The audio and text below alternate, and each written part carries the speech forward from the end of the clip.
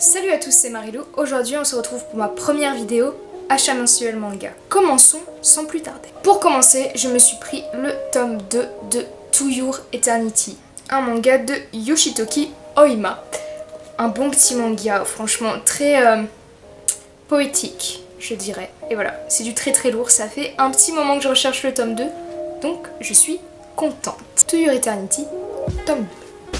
Ensuite, je me suis acheté le tome 1 de Hell's Kitchen, un manga de Mitsuru Nishimura et Gumi Amadzi.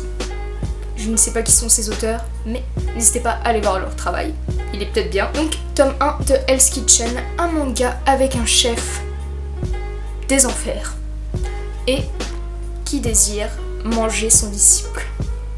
De ce que j'ai pu voir sous la 4e de couverture, c'était ça. Ça a l'air pas mal.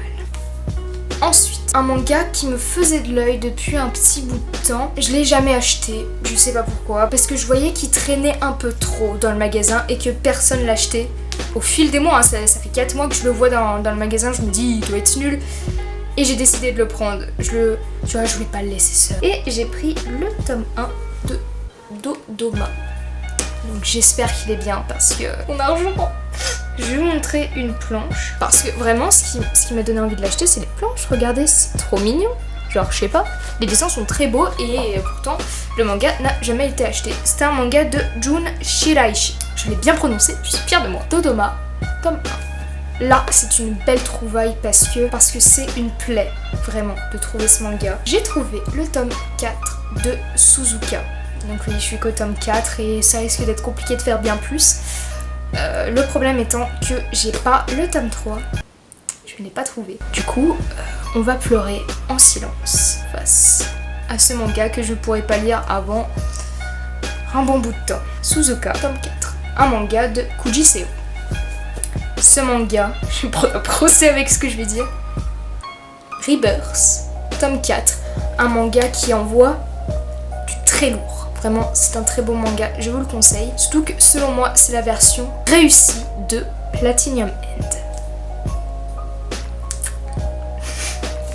Les anges sont mieux exploités, la vision des anges est mieux exploitée, les meurtres, tout ce qui est approché à Platinum End est 100 fois mieux exploité dans ce manga. Donc, et pourtant, c'est pas du plagiat, pas du tout, hein. Mais ce manga est mieux. Achetez Rebirth.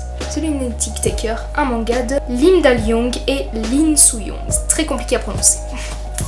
Pour la nostalgie, j'ai décidé de m'acheter le tome 5 de High School of the Dead.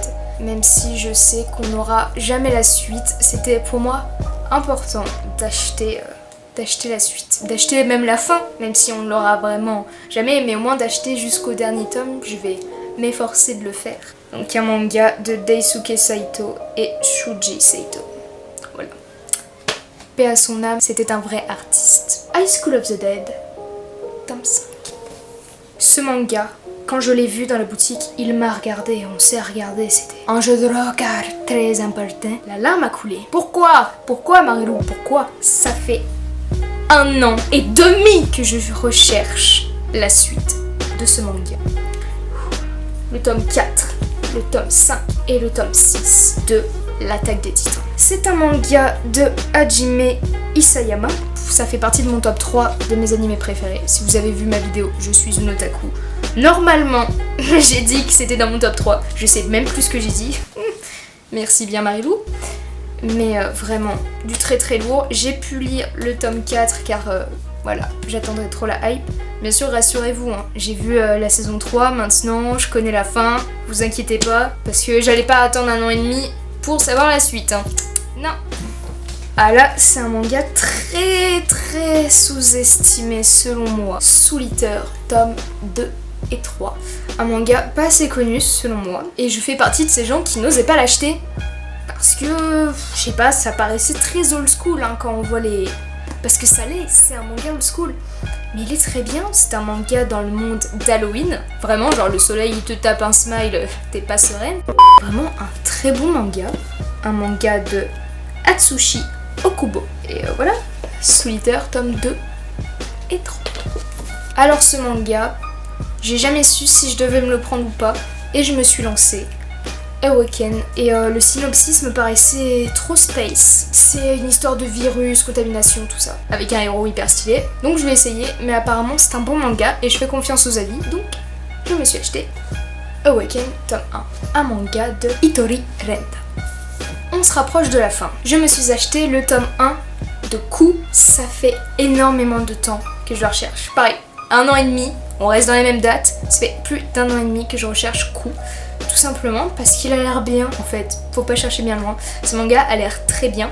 C'est l'histoire d'une gamine, d'une petite fille qui apparemment mange des monstres. Faut pas chercher bien loin avec moi, ça a l'air bien.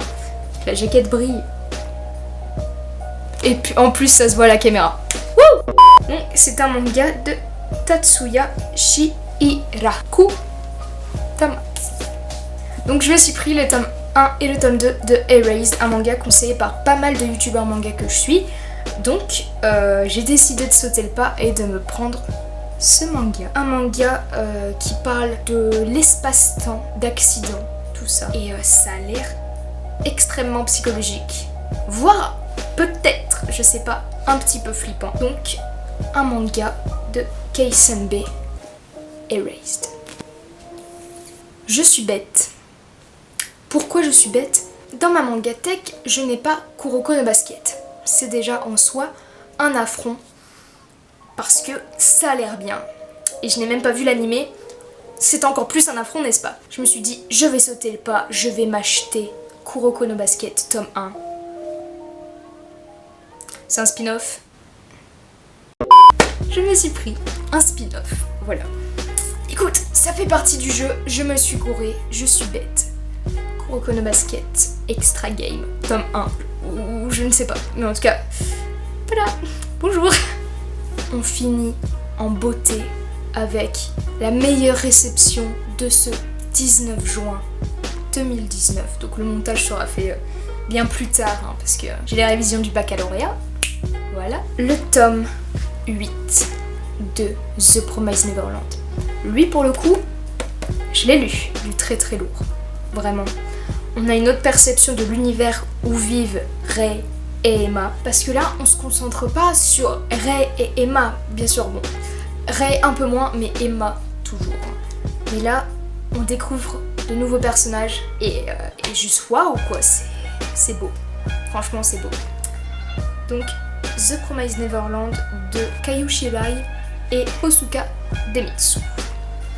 Meilleur manga du monde de toute façon. J'ai complètement oublié de vous le montrer, mais je me suis également acheté le premier tome de Noragami, un bon petit manga de Ada Shitoka. Je ne connais pas du tout cet auteur, mais ce manga, ça fait un petit moment que je le recherche et je l'ai trouvé pour 4€ à Easy Cash. Voilà, c'est la fin de cette vidéo, j'espère qu'elle vous aura plu. En tout cas, ça m'a fait grave plaisir de la tourner car c'est une première pour moi. C'était Marilou, salut!